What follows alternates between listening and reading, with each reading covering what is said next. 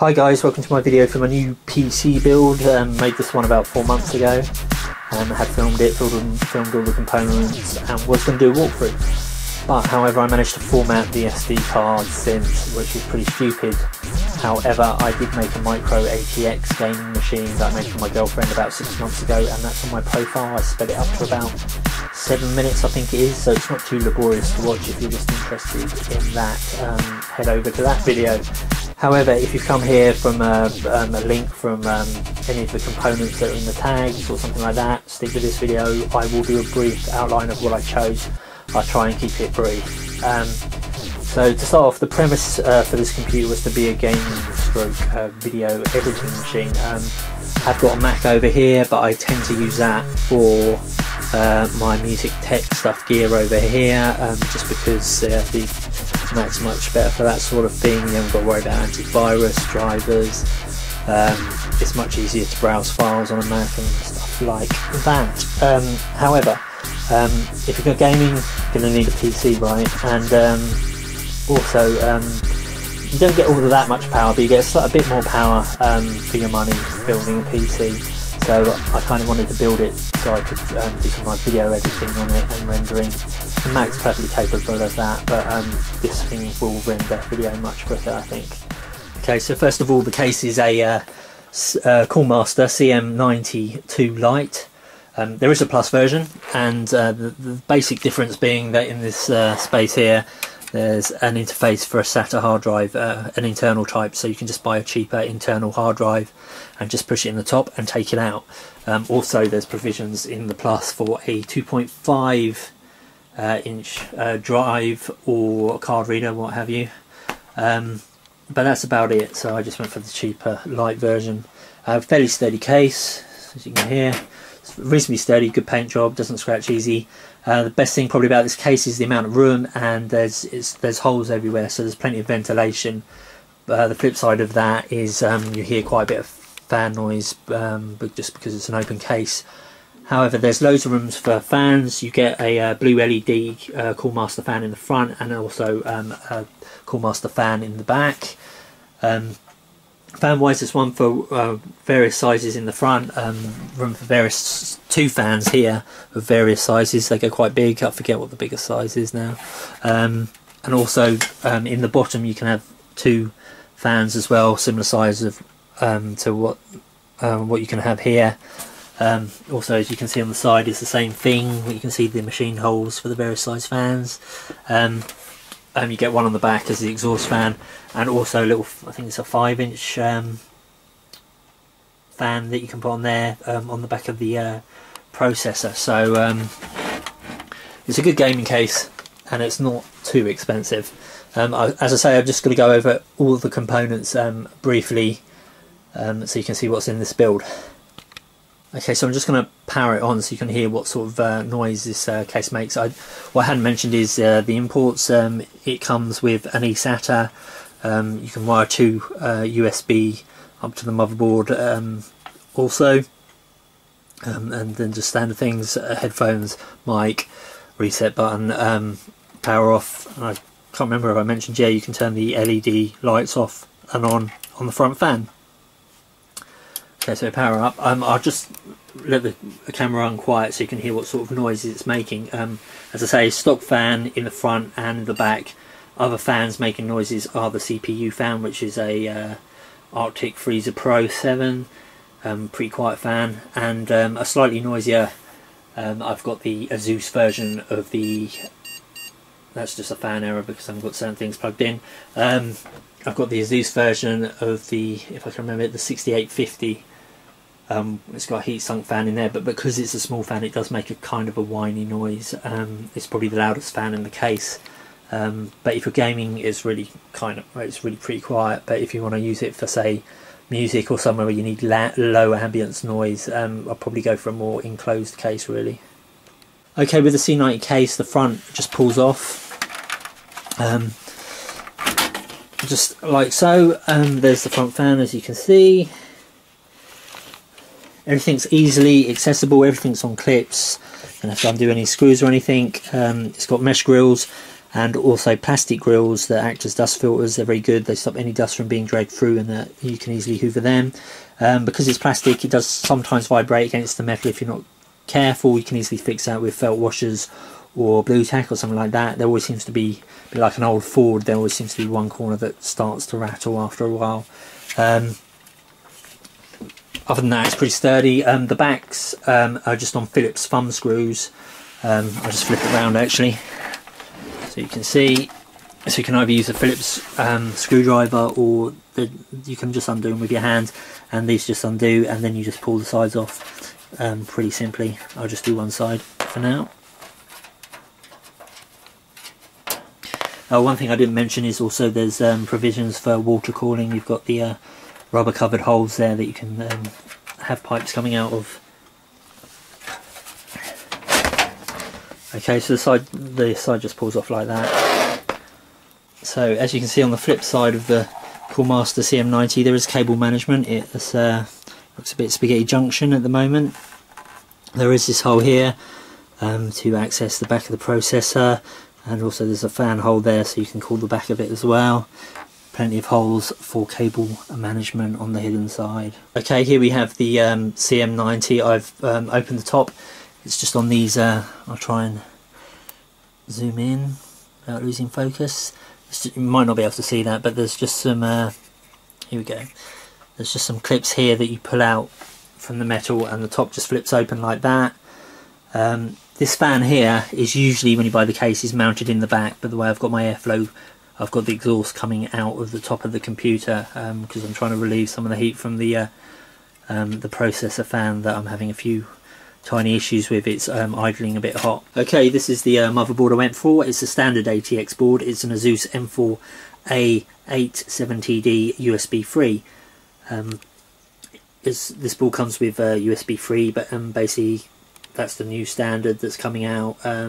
It's apparently 10 times faster than USB 2 if you believe Asus. I don't know the exact speeds, but I do know it is quite a step up from the USB 2 that most people are using nowadays.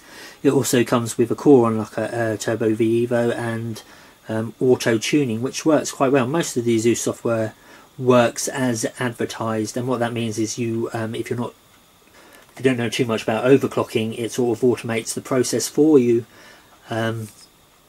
And I've managed to overclock my AMD processor to about 4.2 GHz safely within this computer. Now that brings me on to the processor, which is an AMD. It's a quad-core processor. It's an AMD Phenom 2 quad-core, and it runs at 3.4 GHz. The model number is 965 Black Edition. However, I believe you can just buy the 955 and overclock that to the same sort of speeds, and that will be cheaper to do that. I didn't know that at the time. The fan I'm using is a fan I've used before. I really rate these. They're only £12. It's an Arctic Freezer Pro 7 Revision 2. They're really quiet, they do the job, and they're super cheap. What's not to like? Okay, this is the card I went for. It's the Asus ATI 6850. It's a good card. It's probably one of the more powerful cards you can get within the budget. There's various versions, but this one's quite rated.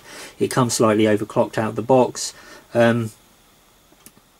My girlfriend can play WoW on Ultra, no problems with this card. I recently done the beta testing for Star Wars The Old Republic and had the settings on a high. I didn't have everything maxed out, but you can look on my profile to see what sort of graphics you get out of it.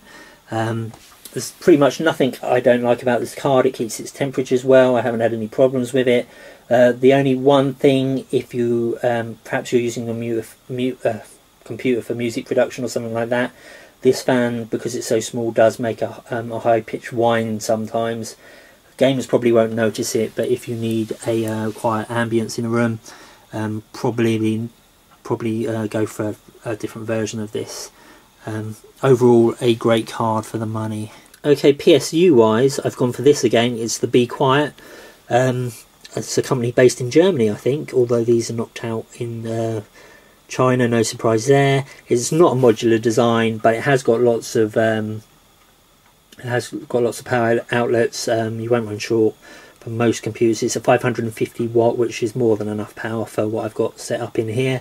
One of the good things about this PSU is it comes with a power switch, so you don't have to fumble about putting kettle leads out. The way I have it mounted is base mounted in this case, so the air is going out through the bottom and out through the back. Haven't had any problems. I've had one in my girlfriend's computer for 6 months, no problems whatsoever. So far so good with these ones. Okay, hard drive wise, just some fairly standard drives. One's a Samsung Spinpoint, the other's sort of Western Digital, nothing exciting there. And these are the, as most gaming cases come nowadays, they're you just slot the drive in and close the bracket and you're done. Same with the DVD-ROM drives, it's all very quick release. Okay, RAM wise, I've just gone with this Corsair 1600 DRM3 RAM chips, just 4 gigabytes there, which I don't run too many things at once on this particular computer, so 4 gig seems to be fine with Windows 7. Okay, so that's pretty much it. Cabling wise, there is cable management. As you can see, I haven't gone mad, I haven't covered all the cables. I've kept it reasonably neat to keep airflow, but I haven't hidden everything because it sits under my desk. It's not a show computer, and it's very functional. As you can see, there's a few stray wires hanging about at the moment because I'm just trying having a fan at the top here. I'll explain an issue I'm having in a moment. Perhaps you can help me with that. But everything else, there isn't anything in here that I wouldn't recommend really. Great graphics card. The one issue I am having is with the processor idle temperatures. The AMD 9, I think it's 955 and 965 Black Editions, at least I have read, do run a bit hot. However, mine's sort of idling at 38 to 40 degrees Celsius at the moment, which is too hot for my liking.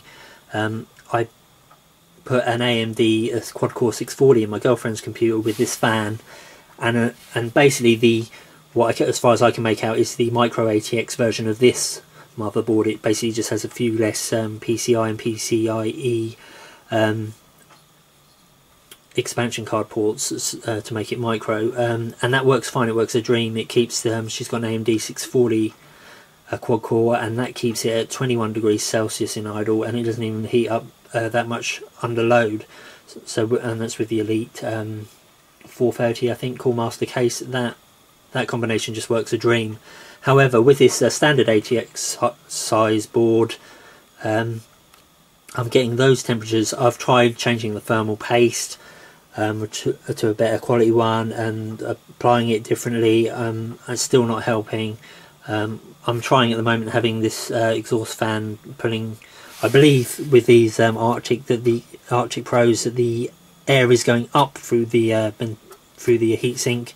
I can't be 100% sure. I have tried putting tissue paper either side to see what happens to it, but it's getting blown down. I don't know if it's turbulence between these two doing that, but it's getting blown down here and it's also getting blown up here. So it's not, I'm not positive which way the air is going, but sort of common sense tells me it's being pushed through this heatsink, so I'm trying to pull it with this fan here.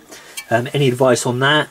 Also, just the other issue I'm having is I have to set a user profile for the fan rather than using the Asus presets for fan speed versus temperatures. I've got a profile that I've had to set, the minimum being 50% speed, going up to 100. If I let it drop below 50, then it doesn't read, although it doesn't seem to affect the fan speed, it doesn't read the RPMs correctly. It bounces from 0 to stupidly high numbers. I don't know if you have ever had that issue. Perhaps you can help me with that. Obviously some of the Asus preset profiles, like the silent profile for instance, the minimum is 20% fan speed and the fan doesn't read right, so I don't know whether the fan doesn't seem to be speeding up and slowing down, but I don't know whether that's working correctly. So I just have to leave it at a minimum of 50, which keeps, as I say, the processor about 38 to 40 degrees. Have overclocked this processor to 4.2 gigahertz and at maximum load, and the fan going at 100%. The top temperature is 60 degrees. It's generally 60 degrees Celsius. Now the maximum running temperature for this processor is 61 degrees Celsius, I believe. So it's a little hot. It's right on the limit, so I tend to just keep it at the 3.4 out of the box and then overclock it somewhat if I'm doing a lot of video rendering or some intensive gaming, and under those conditions the computer works fine. I'm just having that one issue that I'd just like to get rid of. Any advice would be welcome. That's pretty much it. It's my new build. It's been running fine with those few adjustments. Again, there's nothing I wouldn't recommend with this build, as long as we can narrow down the issues with the AMD. Thanks for watching.